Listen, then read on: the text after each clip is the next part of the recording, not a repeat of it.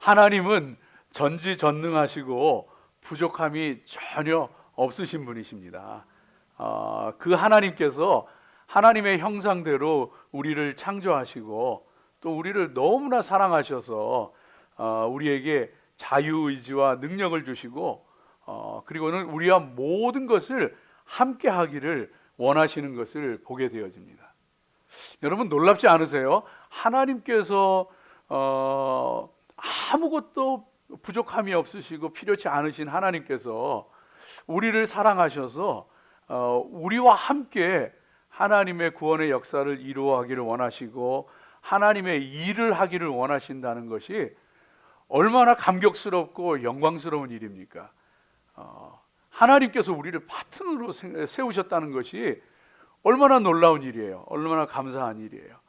참 이런 것을 생각할 때에 감사하지 않을 수가 없는데요. 오늘 예수님께서는 제자들에게 추수할 것은 많은데 일꾼이 적으니 하늘 아버지께 추수할 일꾼을 보내어 달라고 청하여라, 그렇게 말씀하십니다. 그렇습니다. 여러분, 세상에는 추수할 것이 많습니다. 정말 익은 영혼들, 구원받을 영혼들이 많이 있습니다. 우리가 그 하나님의 추수할 일꾼이 되어서 그 영혼들을 구원하고 하나님의 구원의 역사를 이루는 데에 쓰임받는 하나님의 귀한 동력자들이 되어지기를 주님의 이름으로 축복합니다. 이것이 하나님께서 우리 가운데 일하시는 방법이에요. 하나님의 방식이에요. 그래서 우리가 잘 아는 사도 바울이 이제 밝은 빛 가운데에서 부활하신 예수님을 만나게 되어졌을 때 그 눈이 멀어버리고 맙니다. 그럴 때 하나님께서 그 예수님을 만나게 하시고 그리고 예수님께 부름받게 하시는데 그 후에 밝은 빛 가운데 예수님을 만났기 때문에 눈이 멀어버리고 맙니다. 그런데 하나님께서는요, 그걸 그냥 고쳐주시는 것이 아니고 아나니아라고 하는 사람을 보내서 안수하고 기도해서 눈을 뜨게 하셔요. 다시 보게 하셔요. 이게 하나님의 방식이에요. 하나님 그냥 말씀 한마디로 하시면은, 아니 말씀조차도 없이 그냥 모든 것이 회복되어지게 할 수 있고 하나님의 뜻이 이루어지게 할 수 있으신 분인데, 근데 그렇게 하시지 않으시고 우리를 사용하시는 거예요. 우리를 필요로 하시고 우리를 사용하시고 우리와 함께 하나님의 뜻을 이루기를 원하시는 그런 모습인 것을 보게 되어집니다. 오늘 그래서 이 말씀을 저와 여러분이 함께 보면서 정말 하나님의 일꾼으로 쓰임받는다고 하는 것이 얼마나 영광스럽고 복된 일인가 하는 것을 다시 한번 기억하면서 저와 여러분 모두 하나님의 귀한 일꾼들로 세워지기를 주의 이름으로 축복합니다. 그런데 하나님의 일꾼들이 많지 않습니다. 하나님의 일꾼들이 많지 않습니다. 큰 교회에는 일꾼들이 많고 작은 교회에는 일꾼들이 적을 것 같은데 비율로 보게 되어지면은 거기서 거기입니다. 큰 교회에도 일하는 사람은 일꾼들은 소수입니다. 그리고 소수의 또 말썽쟁이들이 있습니다. 그리고 대다수의 구경꾼들이 있습니다. 그게 이제 큰 교회, 작은 교회 관계없이 비율로 보면 그렇습니다. 소수의 일꾼들, 소수의 가시들, 그 다음에 대다수의 구경꾼들, 이렇게 되어져 있는 것을 보게 되어집니다. 왜 그러냐 하면은 오늘 우리 시대가, 어떤 사회학자들은 그렇게 얘기해요. 우리 사는 이 시대가 관중들의 시대다, 이런 얘기를 합니다. 관중, 영화를 관람하죠. 스포츠 경기를 관람하죠. 그런 것처럼 관중들의 시대라는 거예요. 그래서 예배에 와서도 예배를 관람하고 참석하고 그리고서는 돌아가는 관중들의 시대가 되어져 버리고 말았던 거예요. 이제 그런 생각을 하게 되어질 때에 여러분 이런 생각도 같이 한번 해보셔야 돼요. 무슨 생각이냐 하면은 이 관중들의 시대에 그냥 구경꾼으로 예수님을 믿게 되어질 때에 하나님 앞에 갔을 때 어떤 일이 있을까? 만일 그곳에 하나님의 나라를 갔더니만 너무너무 좋은 거예요. 정말 세상에 어떤 것과도 비교할 수 없는 영화로운 것이고 영원한 생명이 있고 행복이 있고 기쁨이 있고 너무나 감격스럽고 좋은 거예요. 근데 하나님께서 그 천국을 보여주시더니만 자 이제 돌아가라 그러면서 내보내시면은 그러면 여러분 어떻게 하겠어요? 너는 구경꾼으로 살았으니까 천국도 구경만 하고 이제는 가라 그러시면 얼마나 억울하겠어요. 저와 여러분이 하나님 앞에 구경꾼이 아니고 정말로 하나님의 일꾼으로 세워지는 그 귀한 은혜가 있으시기를 주의 이름으로 축복합니다.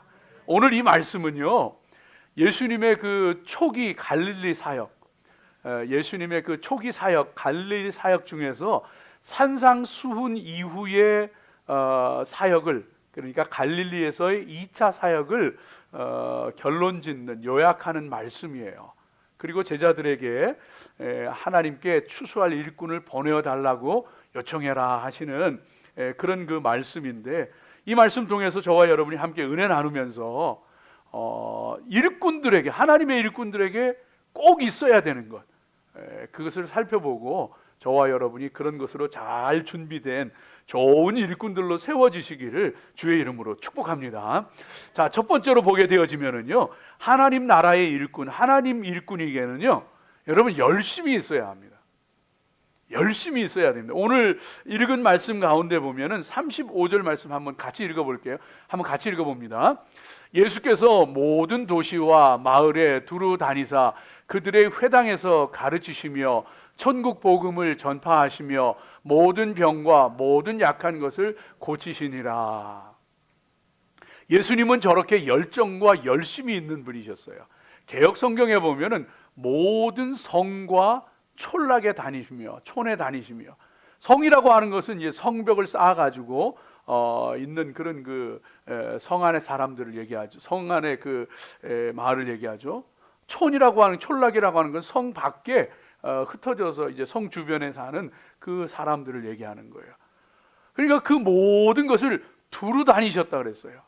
그리고 모든 회당에서 가르치시고 천국 복음을 전파하시고 병든 자와 약한 것을 고쳐주셨다 그랬어요. 두루 다니면서 여기도 가시고 저기도 가시고 유대에도 가시고 사람들이 천하게 여기는 갈릴리에도 가시고 이방인처럼 대하던 사마리아 땅에도 가시고 도시에도 가시고 시골에도 가시고 병든 자도 만나시고 건강한 자도 만나시고 하면서 두루두루 다니면서 열심으로 천국 복음 전하고 약한 자들, 병든 자들 고쳐주셨던 그런 예수님인 것을 볼 수가 있습니다. 여러분, 저와 여러분도 예수님의 제자들로서, 하나님의 일꾼들로서 여러분 열심히 있는 성도들이 되시기를 주님 이름으로 축복합니다. 그런데 이렇게 얘기하면은 별로 마음에 와닿지 않을 거예요. 왜냐하면은 교회에 와서 일하라고, 교회에 와서 일꾼 되라고, 그것도 열심을 내서 하라고, 그러면은 내 사는 것도 바빠 죽겠는데, 내 사는 것도 힘든데 교회 와서 일하는데 그것도 모자라서 열심히 일하라고? 그럼 별로 기분이 안 좋을 수도 있어요. 왜냐하면 우리 시대가 그렇습니다. 우리 시대가요. 왜냐하면 우리 시대가 지금은 주 4일 근무제로 가고 있어요. 그래서 일본이나 벨기에나 또 우리 가까이 있는 캘리포니아나 이런 곳에서 주 4일 근무를 준비하고 있습니다.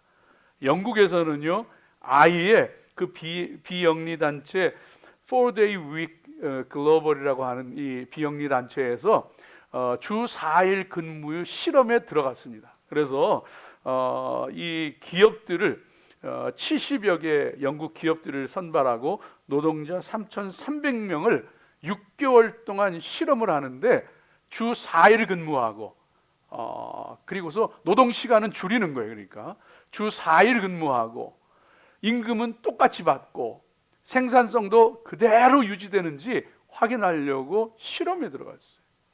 근데 영국만이 아니고 이런 나라마다 기업마다 이런 시도들을 하고 있습니다. 그게 현실이에요. 야, 너무 힘들게 살지 말자, 좀 인생 즐기면서 살자. 이게 오늘의 우리 살아가는 시대거든요. 학교에서 주 4일 교육이 시작됐어요. 미국에서 코로나 지나면서 선생님들 구하기가 어렵고 그러니까 벌써요. 그게 뭐 어느 곳에서만 그런 게 아니고 주 4일 교육이 현재 25개 주에 미국 절반 가운데에 스쿨 디스트릭트 가운데에 한 550개 스쿨 디스트릭이 이미 주 4일 교육을 시작하고 있습니다. 1600이 넘는 학교가 주 4일 교육을 하고 있습니다. 우리 사는 여기도요, 리르랄름 같은데 주 4일 교육 시작 이제 들어가요. 예. 여러분, 이런 시대에 살아가면서 주님을 위해서 열심을 내십시오. 주의 일꾼이 되십시오. 이러면은요, 별로 기분이 안 좋아. 그런데 이런 실정이지만은 우리 성도는요, 시대에 안 맞는 것 같고 정말로 별로 기분도 안 좋은 것 같지만은 성도는요, 하나님 나라를 위한 열정과 열심이 있어야 돼요. 육신의 편안함만을 쫓아가면 안 됩니다. 세상을 쫓아가면 안 됩니다. 마귀에게 속으면 안 됩니다. 우리를 속이는, 우리를 넘어뜨리는 세 가지가 이 세 가지예요. 육신 따라가면은요, 육신 편하게 하면은 살기 좋은 것 같은데 그것은요, 하나님을 멀리하는 것이고 그것은요, 내 인생을 망치는 길이 되어집니다. 육신이 편한 것만 너무 좋아하지 마세요. 여러분, 그러므로 하나님 앞에서 하나님의 일꾼으로서는 열심을 낼 줄 알아야 돼요. 세상을 따라가면 안 돼요. 너희가 정말로 육신을 따라가려느냐 성령을 따라가려느냐 하나님 우리에게 물으시거든요. 네? 세상을 섬기느냐 하나님 섬기느냐 물으시거든요. 여러분, 세상이 어떻게 변해가든지 간에 우리 하나님 사랑하고 하나님 섬기고 하나님의 일꾼 되고 하나님을 위해서 헌신할 수 있는 열심 있는 성도들 되어야 할 줄로 믿습니다. 마귀에게 속지 마세요. 마귀를 따라갈 것이냐 예수님 따라갈 것이냐 주님께서 우리에게 물으셔요. 그래서 너는 정말 마귀를 주로 모시고 살아가는 사람이 되려느냐 예수님을 주로 모시고 살아가는 사람이 되려느냐 우리 가운데 말씀하시는. 그래서 속지 아니하고 정말로 하나님 나라를 위해서 예수님처럼 하나님의 일꾼으로 열심히 살아갈 수 있는 귀한 성도들 되어야 할 줄로 믿습니다. 이게 우리 마음대로 안 돼요. 왜? 육신이 우리를 자꾸 끌어당겨요. 좀 편하게 살고 인생도 즐기면서 살아야지 하면서. 그렇기 때문에 여러분, 성령 충만하세요. 하나님 은혜 가운데 충만하게 살아가십시오. 성령의 불이 우리 마음 가운데, 은혜의 불이 우리 마음 가운데 임하면은요, 누가 등 떠밀어서가 아니라 시켜서가 아니고 주님 위에 살고 싶고 주님을 위한 열심과 열정이 불타오르게 되어지고 내 속에 은사가 불타오르게 되어지고 주님 위에 열심으로 살아가는 성도들이 되어진단 말이에요. 여러분, 그래서 은혜는요, 성령 충만함은 우리 자신을 위해서도 그리고 하나님 나라 위해서 성령 충만해야 되는 거예요. 성도가 성령 충만하지 않을 때, 은혜 충만하지 않을 때 문제가 생기고 세상 따라가고 육신 따라가고 마귀에 속는 이런 일들이 일어나게 되어진다고 하는 사실인 겁니다. 부활하신 예수님께서 소아시아 7교회에 나타나셔서 말씀하시는데 책망도 하시고 칭찬도 하시고 하는데 이 라오디게아 교회는요 책망을 하시는데 뭐라고 책망하시는가 봤더니만 라오디게아 교회 특별히 잘못한 게 없어요. 뭐 라오디게아 교회가 우상을 섬겼다든지 음란죄를 저질렀다든지 뭐 그런 걸 말씀하시는 게 아니고 라오디게아 교회를 막 책망하시는 거예요. 근데 뭐라고 책망하시느냐 하면 회개하라, 열심을 내라 그러는 거예요. 라오디게아 교회는요 차갑지도 않고 뜨겁지도 않고 미지근한 사람들이었어요. 나는 부요하여 부족한 것이 없다고 하면서 그렇게 열심도 없이 열정도 없이 살아가는 사람들이었어요. 그래서 예수님께서 뭐라고 책망하시느냐 하면 회개하라, 열심을 내라. 열심을 내지 않는 게 그들의 죄고 그들이 책망받는 이유더라고요. 사랑하는 여러분, 저와 여러분이요 정말로 하나님 앞에 하나님께서 우리를 위해서, 여러분 정말 지금 이 시간에도 우리를 위해서 일하고 계시고 우리를 위해서 정말로 열심을 내시는 그 예수님, 그 하나님이 우리와 함께 하시잖아요. 여러분 어려운 일 당할 때에, 힘든 일 당할 때 절대로 낙심하지 마세요. 왜? 내 눈앞에 아무것도 안 보이는 것 같아도 하나님께서 나를 위해서 지금도 일하고 계신다. 하나님의 열심을 믿는 사람은요, 낙심하지 않는 거예요. 그리고 우리 자신들도 하나님을 위해서 열심을 품고 열정을 가지고 충성하고 하나님의 일꾼으로 살아갈 때에, 그때의 삶의 변화도 성장도 기적도 일어난대요. 그래서 인생의, 그리고 신앙의 변화와 성장과 기적의 역사를 일으키는 것은 열정적인 영성이라고 합니다. 사람이 예수님도 잘 믿고 정말로 영성도 깊은 것 같은데 그 삶의 어떤 변화와 하나님의 그 능력의 역사가 잘 나타나지 않는 경우들이 있어요. 그런 경우 왜 그런가 가만히 보면은 열정이 없답니다. 열정적인 영성이 있을 때 그 사람 가운데 막 변화가 일어난대요. 새 포도주가 정말로 그 낡은 가죽 부대를 터뜨리는 것처럼 열정적인 그런 영성이 있을 때 그 사람의 믿음 가운데도 삶 가운데도 변화와 하나님의 능력과 기적의 역사가 막 일어난대요. 여러분 축복합니다. 하나님 앞에 열심을 가지고서 믿음 가지고 달려가시기를 축복합니다. 그러면은 하나님께서 그 모든 일들을 통하여서 아름답게 열매 맺게 하시고 뿐만 아니고 우리 자손들 가운데 복이 되게 하신다 그랬어요. 나에게도 이 땅에서도 열매를 맺게 하시고 우리 자손들에게도 복을 받게 하시고 뿐만 아니고 그것을 통하여서 하늘의 상급을 쌓게 되어지는 귀한 모습이 있으시기를 주님 이름으로 축복합니다. 두 번째로 오늘 말씀 가운데서 하나님의 나라 일꾼들에게 있어야 하는 것은 뭐냐 하면요, 그것은 긍휼입니다. 오늘 말씀 가운데 36절을 한번 보여주시면요, 한번 우리 같이 읽어보겠습니다. 무리를 보시고 불쌍히 여기시니 이는 그들이 목자 없는 양과 같이 고생하며 기진함이라. 좀 무리를 보시고 불쌍히 여기시니, 개역 성경에는 민망히 여기시니 그렇게 표현되어 있어요.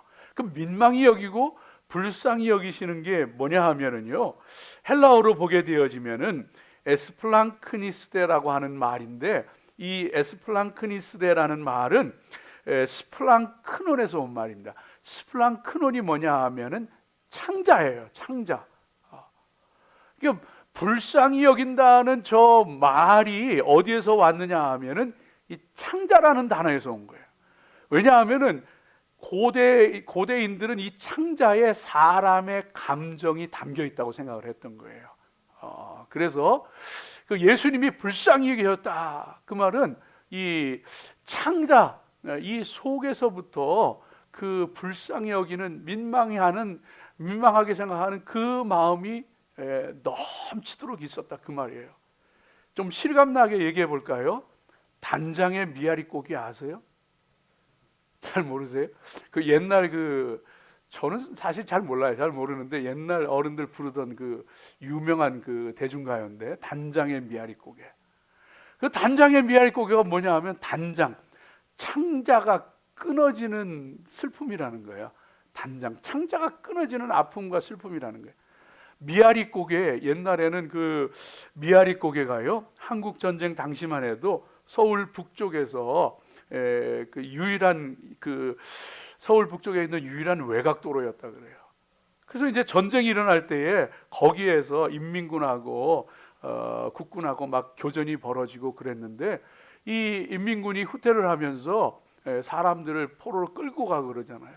그때에 그 포로로 철사줄에 뭐 꽁꽁 묶여 뭐 그렇게 나오잖아요. 가사에 보면 철사줄에 꽁꽁 묶여 그 끌려가는 그 남편을 보면서, 아버지를 보면서 창자가 끊어지는 아픔과 괴로움이 있었던 거예요. 단장의 미아리 고개란 말이에요. 예수님이 지금 그러고 계시는 거예요.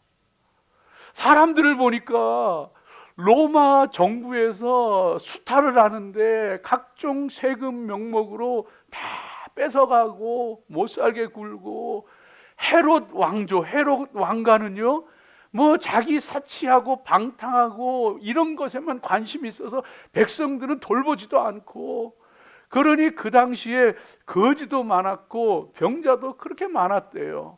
거기다가 종교 지도자들은요 그저 그냥 자기 할 일만 하고 그냥 자기 배 불리는 것만 관심이 있어가지고 백성들에게 종교적인 의무 감당하고 제사 드리고 제물 드리고 이런 것만, 종교 의식 교리 이런 것들만 강요하고, 그러니까 백성들이 견딜 수가 없는 거예요. 그 모습을 보면서 예수님께서 그냥 창자가 끊어지는 아픔으로 바라보시는 거예요. 목자 없는 양같이 고생하는 그들을 보면서 정말로 불쌍히 여기고 긍휼히 여기시는 거예요. 저 예수님의 마음이 우리 목자의 마음이고, 그 목자의 마음이 하나님의 일꾼된 저와 여러분들에게 있어야 하는 줄로 믿습니다. 하나님의 일꾼들에게는 그래서요 이 긍휼히 여기는 마음, 긍휼함이 있어야 돼요. 그래서 목자들은 이 양을 치는데, 그 당시에 목자들이라 했을 때 뭐 요즘처럼 그렇게 많은 양떼를 방목하고 그런 게 아니잖아요. 어떤 사람은 암양 새끼 하나를 자기 자식처럼 같이 자기도 하고, 실제로 주거 공간이 그랬습니다. 자기 딸처럼 끼고 자기도 하고, 그 양과 염소를 먹이고 하는 데에 어떤 때는 목숨 걸고 그 양을 지키기 위해서 맹수와 싸우기도 하고, 자기는 땡볕에 있어도 그 가축들은 그늘을 찾아서 있게 하고, 그게 목자거든요. 그 양들을, 가축들을 불쌍히 여겨서 돌보는 그런 마음, 그게 예수님의 마음이요. 그 긍휼의 마음이 하나님의 일꾼된 저와 여러분 가운데 있어야 할 줄로 믿습니다.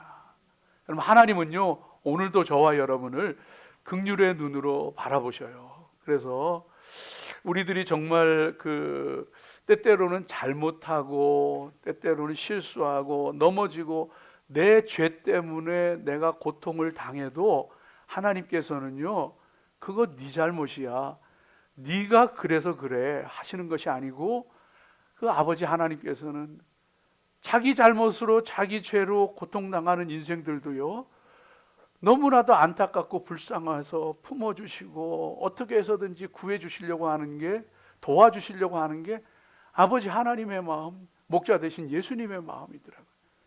그래서 아담과 하와가 범죄하였을 때 에덴 동산에서 그 죄로 말미암아 쫓겨나게 됩니다. 쫓겨나게 되어지는데 하나님 그때에도 그들을 밉다 하지 않으시고 짐승을 잡아서, 그리고서는 그 제물 삼아서 가죽옷을 입혀서 그러고서 내보내시더라고요. 아버지의 긍휼의 마음이에요. 아버지의 긍휼의 마음. 지금도 하나님께서는 저와 여러분을요 그렇게 보셔요. 때때로 우리가 실수해도 잘못해도 정말 너 자업자득이야, 네가 그러니 그럴 수밖에 없어, 네 죄값이 니 치러야 돼, 그렇게 하시는 것이 아니고 어떻게 해서든지 도와주려고 하고 어떻게 해서든지 품어주려고 하고 건져내시려고 하고, 이게 아버지 하나님의 마음입니다. 여러분 힘들 때 어려울 때 절대로 하나님께서 나와 함께 하시는 걸 잊지 말고 힘을 내고 용기를 내고, 하나님이 날 불쌍히 여기고 긍휼히 여기시고 날 도와주시고 나와 함께 하시는 거야. 그 마음으로 저와 여러분 주님의 일 감당합시다. 하나님 일꾼으로 살아갑시다. 그래서 긍휼의 마음은요, 긍휼의 마음을 가진 사람은 특징이 뭐냐면 어떻게 해서든지 도와주려고 그러더라고요.